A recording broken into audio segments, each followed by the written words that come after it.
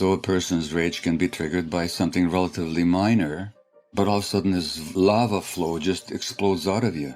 And the difference between healthy anger and suppressing healthy anger is also unhealthy for you. But just as healthy anger expresses itself, does its job, and then it's gone, rage, the more it explodes, the bigger it gets.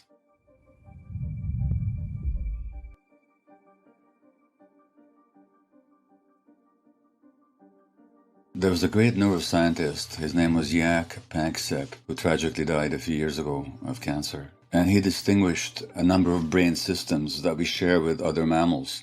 They include care, he capitalized these, C-A-R-E, care. Then something he calls grief and panic. Then fear, lust, seeking, play, and rage. These are all brain systems that we have.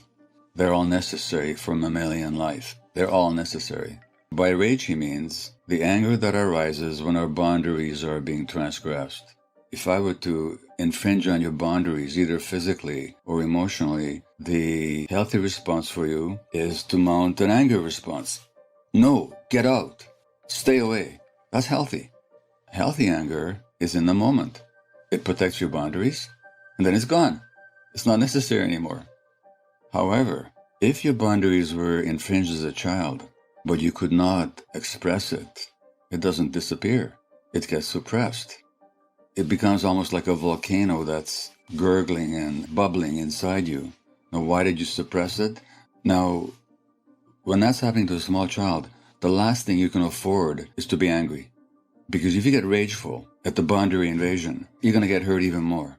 So suppressing that rage becomes a survival mechanism. Nothing wrong with it. It's the right thing to do. You don't do it, your brain will do it for you automatically as a way of preserving your life or your relative safety. But the rage doesn't go away.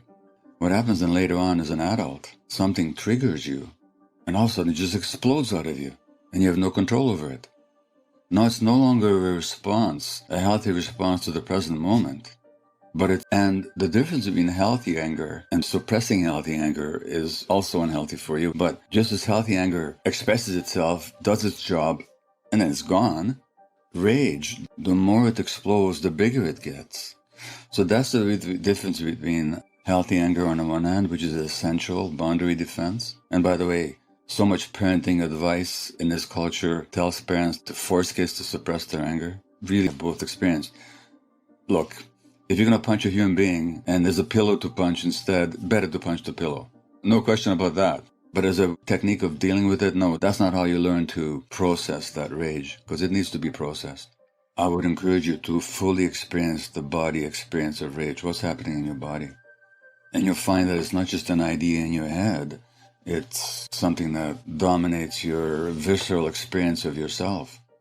Your muscles, your breathing, your abdomen, your entire nervous system. And there's ways of just helping you experience it. There's a wonderful Buddhist lineage spiritual meditation teacher called Tara Brach, who talks about rain, recognize, allow, investigate, and nurture. So you recognize, oh yeah, this is happening in me right now. Okay, I'm going to allow it. Not allowing it in the sense of I'm going to act it out on somebody else, but I'm going to be with the experience. And then investigate, okay, what is this really all about? And then nurture that little person that had to suppress all that rage. View of it. But in other words, there's ways of working with it through the body that doesn't involve either suppressing it or acting it out, but in experiencing it.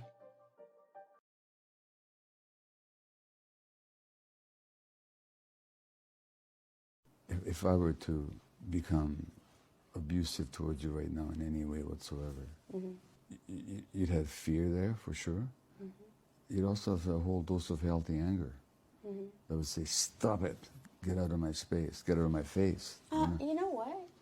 I could laugh. I was in my studio with a comedian who's well known. He started touching me inappropriately, and rather than say, stop, say no, say, leave me alone, I laughed. I was just laughing uncomfortably because I didn't want to escalate the situation maybe. I didn't react in a way that I would have reacted had I seen him doing that. Somebody else? Yes. Well, how you acted in childhood, you disconnected from your healthy anger.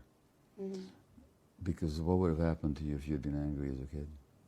It wouldn't have been good. What would have happened? It probably would have made my situation worse. Exactly. Yeah. So that disconnection was actually your organism's way of supporting you. That disconnection was your organism's way of helping you survive. So that freeze response that you described is actually self-protection in that situation.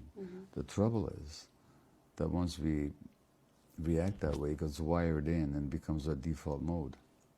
So that even decades later, when you're completely powerful and you have every right and every capacity to say, stop it, Yeah. you know, or worse, you don't. You have a given nervous laugh instead, you know, because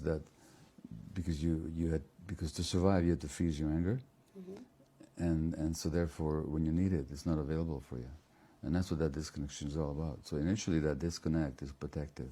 Later on, that disconnect, of course, just makes you vulnerable, or makes you,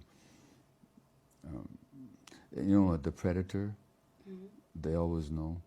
Yeah. They always know. They always know whose defense mechanisms have been disabled. Otherwise, you just would have punched the guy in the face, is what you would have done. Oh, yeah. Or you yelled at him, or you would have done something. You told him to get the hell out of your studio. And you, not only would you have done it, you would have filmed it and put it online. I still have stuff I could put online from it.